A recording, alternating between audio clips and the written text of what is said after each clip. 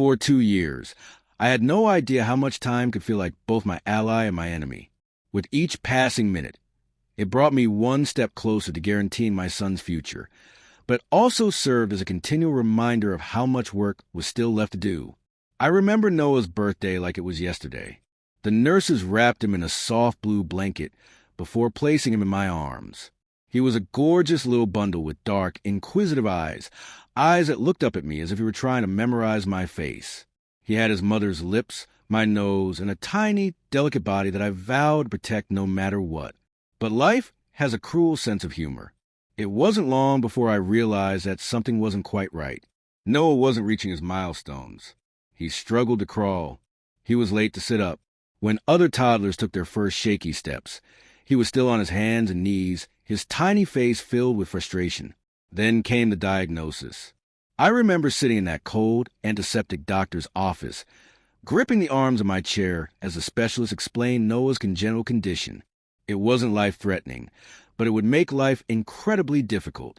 Without surgery, Noah would struggle to walk normally. He would always be the child left behind. Surgery could fix his condition, but when they told me the cost, $112,000, my breath caught in my throat. At the time, I was working a factory.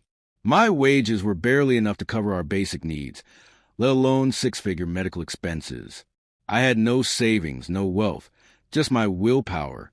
And that day, as I sat in that office with Noah curled in my lap, his tiny hands gripping my shirt, I knew I had to fight for him. The grind began immediately. I cut back on everything. No eating out, no unnecessary spending. Every extra dollar went straight into a separate savings account. I picked up more shifts, arriving early, leaving late.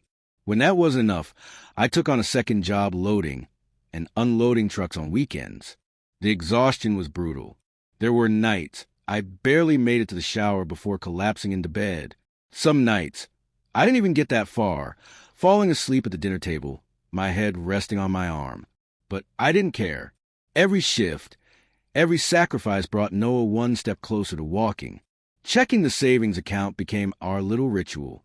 Once a week, I'd open a banking app, and Noah would climb onto my lap, staring at the numbers with wide eyes. "Isn't enough, Daddy?" he'd ask. "Not yet, buddy," I'd say, kissing the top of his head. And every time, he would simply nod. No complaints, no tantrums, just patience. I was in awe of him. But some nights, the doubt crept in. I'd lie awake, staring at the ceiling, wondering if I was doing enough, wondering if the money would be ready before Noah outgrew the window for the best surgical outcome. Then I'd remember the look in his eyes, the way his tiny fists clenched when he watched other kids play soccer at the park. "I wish I could run like that," he once whispered. And I swore to him, "You will? I promise." That promise kept me going. I didn't tell Olivia, my wife, about my struggles. She knew about the surgery, of course, but she never asked about the specifics. Every time I tried to talk about the money, she'd wave it off. "You worry too much, Mason." But I had to worry, because while I was scraping by, selling my car, skipping lunch, taking public transport, Olivia was spending money on spa days, designer clothes, and weekend getaways with her friends. Still, I pushed on, and then we reached it, $100,000. The hospital had already set a tentative date for the surgery. Noah was ecstatic, crossing off the days on his little calendar, each X bringing him closer to a future where he could run and play like any other child. I should have seen the warning signs. Lately, Olivia had been asking more questions about the money. At first, I thought she was just taking an interest, realizing how hard I had worked to secure our son's future. "What's the balance now?" she'd ask. "Are there payment plans?" I answered without hesitation. Why would I suspect anything? She was his mother. Then everything unraveled. It was a normal day. I was on my lunch break, logging into my account to transfer a small amount for bills. Nothing out of the ordinary, until I saw it. The account was empty. At first, I thought it was an error, a glitch. I refreshed the page, closed the app, opened it again. Zero. My hands started shaking as I scrolled through the transactions. The withdrawals had started small. $200 here, $500 there. Then they got reckless. $25,000. $35,000. $47,500. Everything gone. A cold dread settled in my stomach. I called the bank immediately. Sir, these transactions were made from an authorized device. What do you mean authorized? I demanded to know where the transfers had come from. The response chilled me. An IP address registered to my home. My blood ran cold. I hung up and called Olivia. No answer. I texted. Nothing.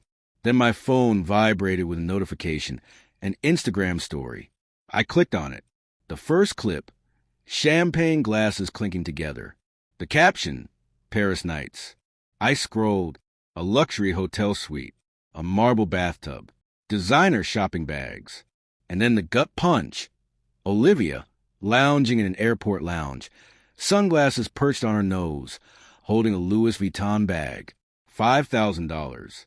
The money I had spent 2 years working for. Wasted in an instant.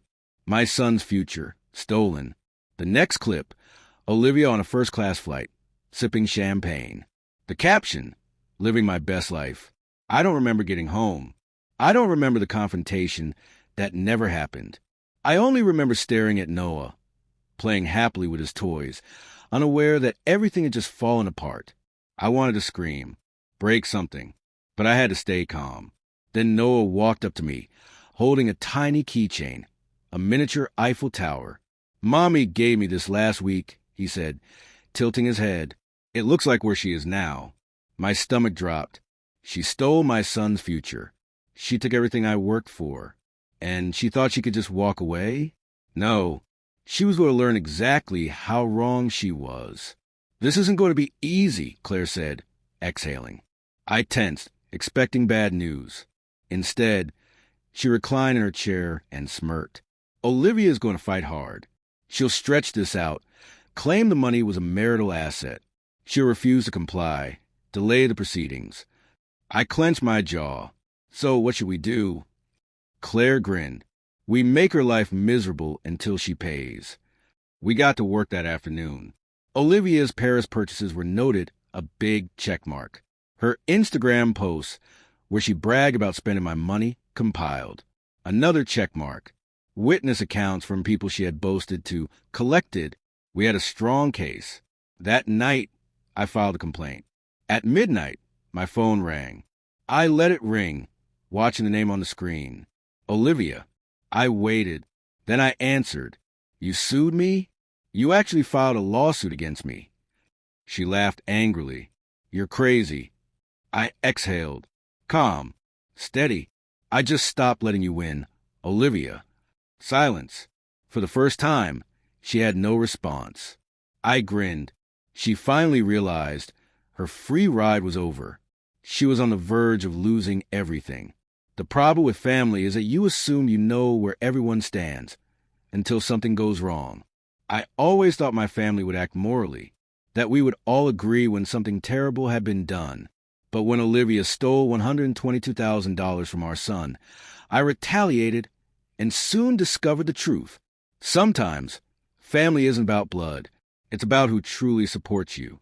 The day after Olivia's death, I received a call from her mother. That was my clue. Not everyone was on my side. Mason's voice came through the line. I braced myself. I know you're upset. I cut her off, forcing my voice to stay calm. Can we talk about this? There's nothing to talk about, I said flatly. She left our kid unable to walk after stealing the money for his treatment. You think being upset will make that go away? Mason hesitated. A mistake is forgetting an anniversary, I continued. A mistake is backing into a car in a parking lot. But this? Olivia planned this. She spent weeks draining that account, while looking into our son's eyes, knowing she was robbing him of his future. That wasn't an error. That was theft. Her mother chimed in. Let's just figure something out as a family. I clenched my jaw. She had plenty of opportunities to act morally. She chose not to. I ended the call after 5 minutes. Then Olivia's father called. Same reasons, same excuses. Except this time, he made an offer. We'll pay you, he said. $22,000. I almost chuckled. You mean $122,000. He exhaled.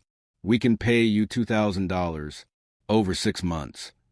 I gripped the phone, staring at the wall. My knuckles went white. She stole $122,000, and your solution is to reimburse me in crumbs? Dragging her through court won't help anyone, Mason added. You really think I'd accept that bargain?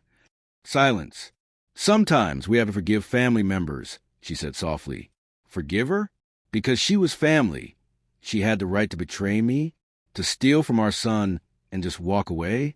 That was when I knew if I didn't make her pay, no one would. She would never take responsibility. So I hung up, and I was left alone. The family took sides. By the next day, everyone knew, and everyone had an opinion. Some were appalled. How could she steal from Noah? What kind of mother spends her child's operation money on a vacation? Then came the excuses. She's been having a hard time. She's been stressed. I couldn't believe what I was hearing. They were downplaying it, defending it, as if Noah wasn't actually suffering, as if taking away your own son's ability to walk wasn't horrific enough. Then there were the middle grounders, the worst ones, the ones who refused to pick a side. I can see both sides. Both sides? Noah was hurting, and yet one relative had the audacity to say, "You're both hurting." Olivia had been in Paris, writing about self-care while sipping espresso at a cafe.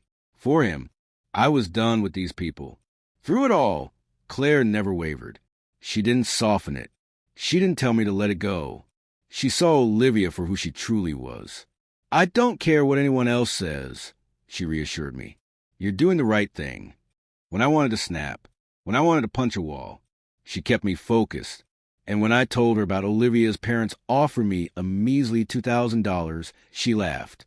They know, she said. She continued gathering proof. And Olivia? She kept posting, living my best life. Sorry, not sorry. I was done waiting. All right, Olivia, keep posting.